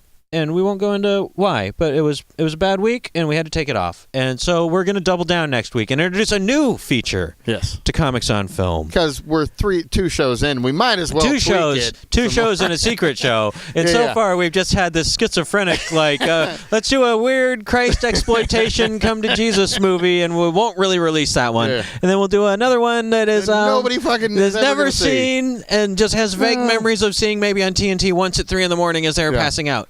And then we're going to take it completely left out into a weird Showtime documentary that no one knows exists and you can only get on video on demand. And deals with all kinds of horrible things and be serious-ish about it. And now, Whiplash. No structure. And we're going to do it again. Yeah. We're going to go... We are finding our voice. In comedy, they say it takes you about 7 years to find your voice. So keep listening. We're going to try and do it in 7 episodes. 7 episodes. We'll know what the hell we're doing. Yeah. We've been doing comedy over 7 years. We had this idea. We're going to pit movies against movies. We're doing Rockarola and Smoking Aces this time. I suggested, I think it's a great idea for the next one, maybe a couple podcasts from now, is Flight of the Navigator versus the Explorers. I think that's a great idea, too. That is a perfect idea. Oh, movie face-offs. It's going to be good. All right, you got any shows coming up? I do. When does this go out? This goes out. I'm going to try and get this out Monday. Oh, I had a show last night, and it was great. Mm-hmm. I You don't dressed have up to like a lady. embellish the time. I'm going to try and put this out on the 9th. Are you going to try and do a show this weekend somewhere? Is that what you're saying? The 14th. Yeah? The 14th of November, I have a show in Tacoma, Washington, out at Black Star. The 14th of this month. Oh, Black Where Star! I'm headlining. You did the show. It's going to be a good one. It was the weirdest show I think I've ever done. And I love weird shows. I've done comedy in a mining camp. I've done comedy on a pool table. Yep. You've done comedy on I've a pool done table, the same pool show table as too. me, down in Nisqually. Yep. I did comedy one time in a rock quarry, about 3 feet or 33 stories probably underground in a rock quarry Serious? in Colorado. Oh, Is yeah. that a bar? Yeah, it was called the Rock Quarry. Well, there were what else are so you gonna many do? signs up about how much they were so scared of like fights because it was probably old miners or whatever. Like good old boys. Oh God, I want Never meaning no harm, but there were so Who many. No, it probably only happened the once. It was a good but very weird show. I got some pictures of it. And maybe I'll post them in the show That's really notes cool. or something. But so I have that show at Black Star. Should be good. It's right on Pacific Avenue. If you're in Tacoma, you know Tacoma, what I'm talking right about. there at the Tacoma Parkland line. And if you're out of the area, visit my Facebook. I'm Rusty Comedian on Facebook. I guess it's Facebook /Rusty. Facebook/Rusty Comedian. Rusty Comedian. And Are you on Jeremy Twitter? Whitman. I am on Twitter. It's Rusty Comic on Twitter. Yeah. It's all my social media. It's just Isn't a that variation. a pain by the time you decide to claim all your social media? You're like, can I get this name on this one Yeah, and yeah. make it the same for? Nope, it's got to be different on every single one. I think I've I been might really be lucky. I don't even remember what I had the original Jeremy Whitman on Facebook, I believe. Yeah. Then I deleted that Facebook. Oh. So I've So you lost sworn it. off deleting Facebooks because I have to find it. It I even just- reserves out that name. I want to let you know that I have the Jeremy Whitman on Facebook Mm. if you want it. We can sell it to you. I've never been more Upcharge. terrified. It's just your baby pictures and shower pictures. Yeah. And never mind. And then you're Jeremy Whitman on Facebook? I don't remember what I am on Facebook, but all my stuff is linked from my main Yeah. website, www.whitman.space. Where you found this podcast. Where you can will find get it. this We'll podcast. soon be on And We're going to iTunes. soon be on iTunes. Yep. I'm going to do some cool stuff to throw on YouTube. We're going to Nice. maybe do a Periscope feed. Why not? Every time? Which would mean we Oi. got to set out a certain time and a certain day and Yeah. make it an event. And Yeah. you can bake us pies and bring them over or something like. Come That on, sounds- listeners, bring us food. Rusty doesn't eat sugar anymore. Pies are good. Mhm. Just bring me regular pies with sugar in them. All right, we've rambled enough. We've I gone do on believe. for a long time. All right. I hope you got something out of this. If you did, please leave some sort of comment. Let us know. Yeah. Tell your friends about it. We will be on iTunes soon, and Stitcher, and Pandora, and SoundCloud, and every other goddamn Every thing. bits of thing we can Yeah. get our We're mitts on. taking over the airwaves. All right. Thanks a lot. Thank you, thank you, thank you. Don't believe in God. That's not the button that actually stops it. That stops that. It had nothing to do with And that. we haven't drank at all. Mm-mm. Well, this is a marathon, hour 49. Yeah. Could be worse. Goodbye, Internet. Who can tell us the moral of the story? Don't shout down churches. No. Amanda? My teacher told me I should never tell a lie. Good. Because? A lie will bring you trouble by and by. Right. Dana? It's an awful thing to do. And it's true, and true, and true. So the